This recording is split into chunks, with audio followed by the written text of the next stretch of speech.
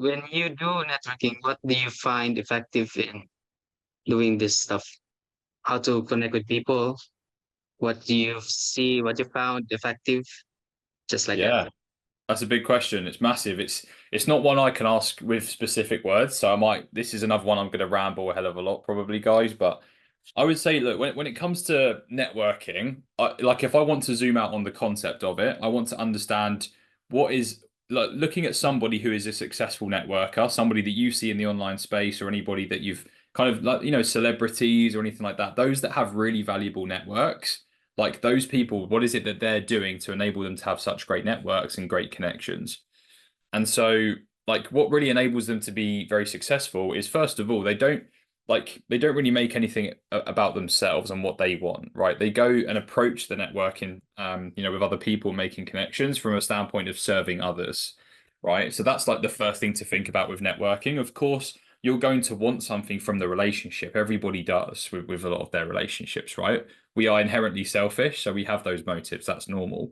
But it's important that to enhance that relationship, we need to be willing to be selfless and give them what they want as well.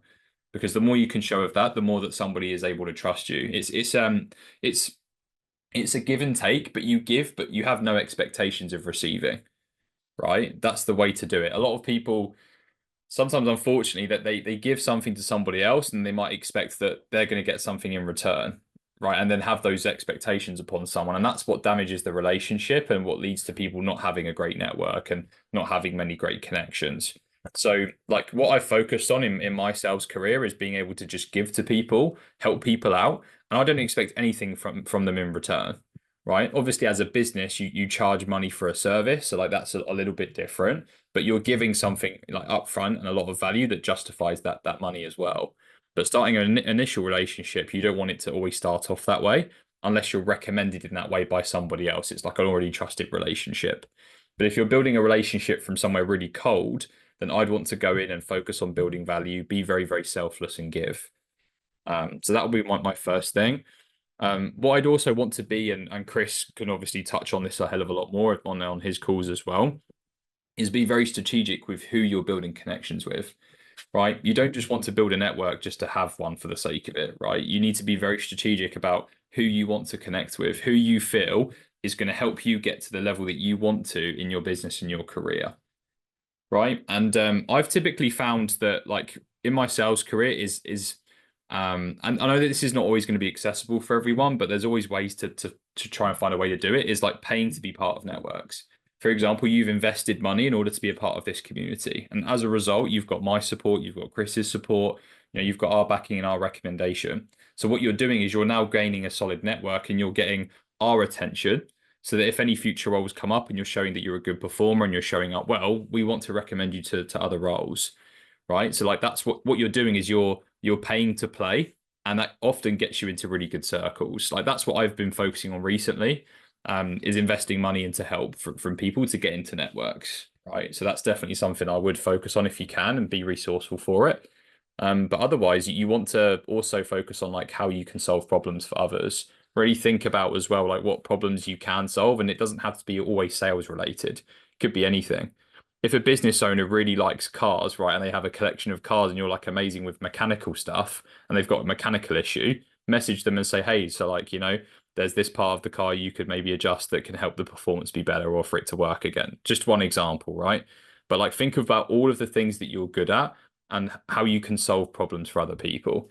And that's what enables you to build networks as well.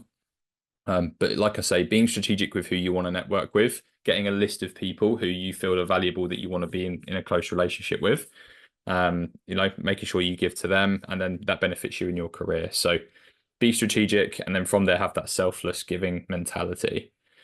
So those are like two big things I would say. But like, is there any specific scenarios you have where you want actual help with the networking yourself? Like anything more specific on that? That would be I don't know how to add value yet because these people are just A players and I don't really have anything that they want as of the moment because I'm just starting out. How do you know that? It's just what I think. Okay, so does that make it true though? maybe not. Yeah. So we've got to question those assumptions as well, right? Like we look at an A player, we look at like some of the big guys in this space, and I've done this by the way. Like I've had this. It's an imposter syndrome mentality. We look at them and think, how could I possibly add value to their lives? How can I possibly make anything better? What if they went out to travel to your country and they've never been there before and they don't know how to navigate it? I'm sure you can add value to them through that, right? Knowing how to get to the best places, how to avoid scams in the country. There's scams in every country, right? So you want to learn how to avoid them, how to bargain properly, like transport connections that you have over there to help them travel effectively. There's so many ways. We just got to broaden the horizon a lot more, right? And it's all about being situational with those problems and stop thinking just about sales, right? Because if we're like a introductory appointment setter, like if we're thinking just skill set, yeah, then right now it's probably not going to be a big problem that you can solve, right? But a lot of the time, people with influence that are A players, they have an issue of like sometimes they don't have enough time, right? Sometimes they just need leverage and they need convenience to help them get more stuff done, right? And sometimes that's the reason why business owners will pay thousands of dollars to somebody just to help them do things that they don't want to do themselves.